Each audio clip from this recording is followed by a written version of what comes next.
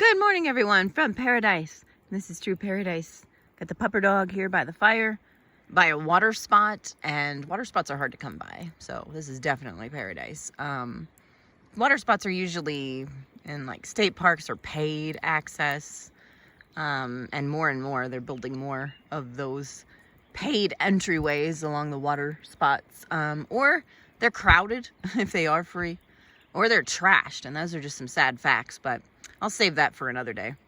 Today I just want to talk to you guys about if you are living on the road or thinking about it, or in you don't have electricity situation, or kind of living simple like we do. You guys know our lifestyle here.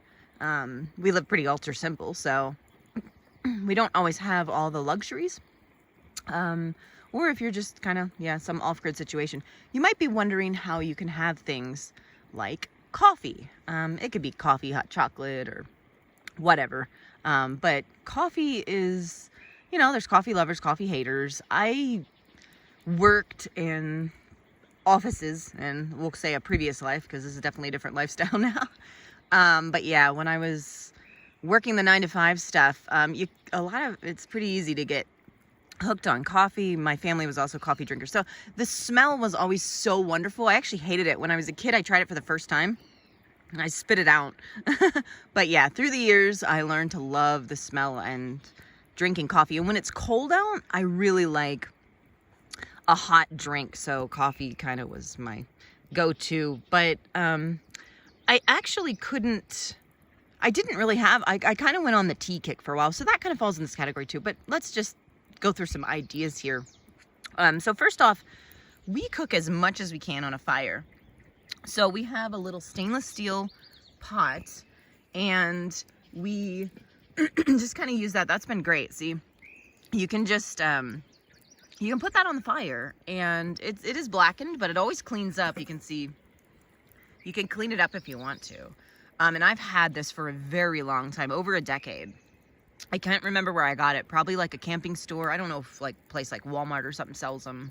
Maybe probably Amazon now, I guess. But you can get those all over the place. I'll see if I can grab a link, and I'll stick it in the description, because it seems very simple, but it has been an awesome little pot.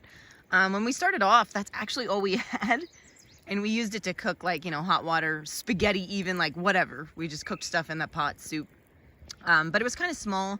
And as you guys know, we cook for the dogs. So we had to get something bigger, and that's when we went to cast iron, which has also been great for the larger meals and everything like that. So yeah, those two, if you're getting started, you want to live simple and be really off grid and, be in nature and cook your stuff on fires, I would recommend getting a cast iron and a stainless steel pot. And again, I'll try to find the two that we use and stick them there in case you guys are interested. But anyway, yeah, so great way to heat water. Honestly, less cumbersome. We've camped with people now and then, and they use the coffee pots, and they try to use fancy setups. And honestly, it took a lot longer. They kind of struggle with it. It just seems like a lot of extra for no reason. But if you like it, go for it. But yeah, this is really simple way to do it. So put the pot. We have a grate we always use. Put it across the fire. Put the pot on it. Heats water or milk. So that might be simple and straightforward enough for you, though.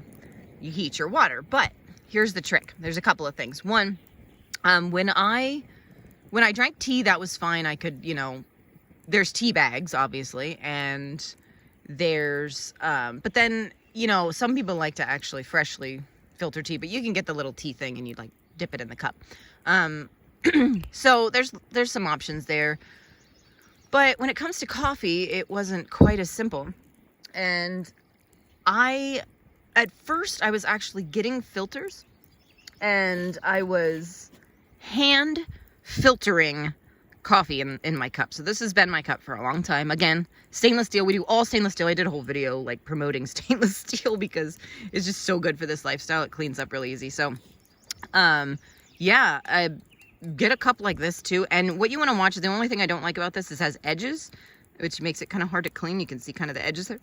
So if you can find one that doesn't have that extra lip, But this is still really good, and this was nice because I got it originally for backpacking, so it like hangs on the backpack.